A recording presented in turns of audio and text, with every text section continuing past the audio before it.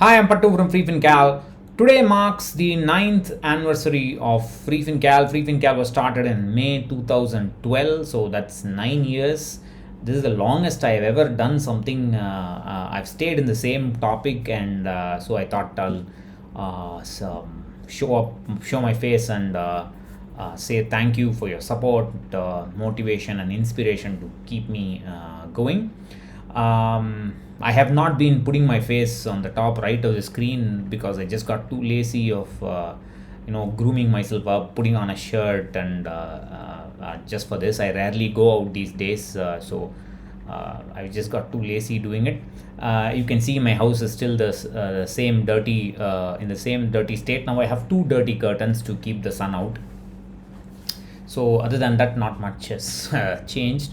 So thank you for your support. And what I would like to talk today about is a misconception about popularity. Now, many people, when they come across FreeFinCal and they, at least some of them, find the content useful, they comment saying, "Why is your YouTube channel not having enough subscribers? Why are they very few subscribers?"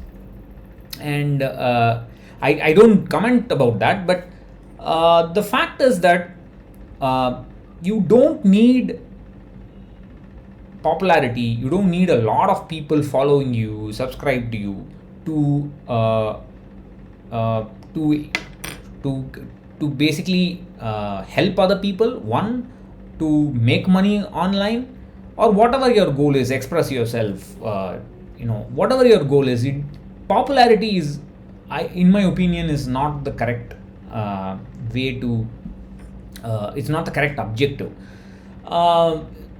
Because what you need is a circle of trusted followers, viewers, who trust you and who are in sync with you. They actually understand what you're trying to say. And in the field of personal finance, when people have told me there's not much to write about in personal finance, I told them, no, there is a lot to write about in personal finance, and you have to focus on the process. You have to look at the process of risk management, creating an asset allocation, minimizing the risk in the portfolio, how to manage the risk as per the goal, and how to identify risk in investment, typical investment choices, etc., and so on.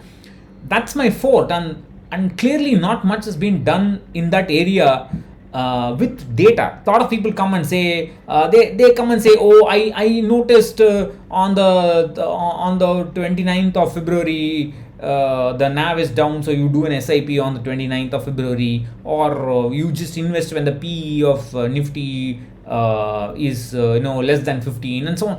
Those kind of arbitrary opinions were being passed around, but there is definitely a very strong set of people who love fact-based discussions.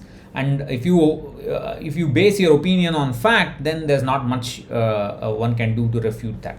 And there's a strong group that likes this.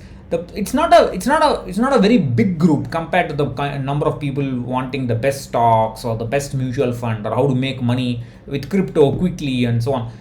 That's obviously the bigger crowd, but you should make the choice. If your goal is to make money online, if your goal is to create passive income, or even if your goal is just to express yourself, and hopefully somebody will find that useful. Because every day when I wake up and write a new article, there is this strong urge to do it. There's a strong urge to express myself. It's not about making money or getting traffic or something. That's the basic fundamental urge. It's an animal instinct to just express yourself. If that is your goal, then what I would suggest is that you focus on building trust among a very small community, and that community will go outside and say, there is this site, go and read it if you are interested seriously about personal finance and so on. That's how your following builds. And that following, they're not blind. I don't want blind followers. I want people to point out my mistakes, but I don't care much about opinions. If people say I don't like what you're thinking, I think what you're saying is wrong, well, that's okay. I mean, but if you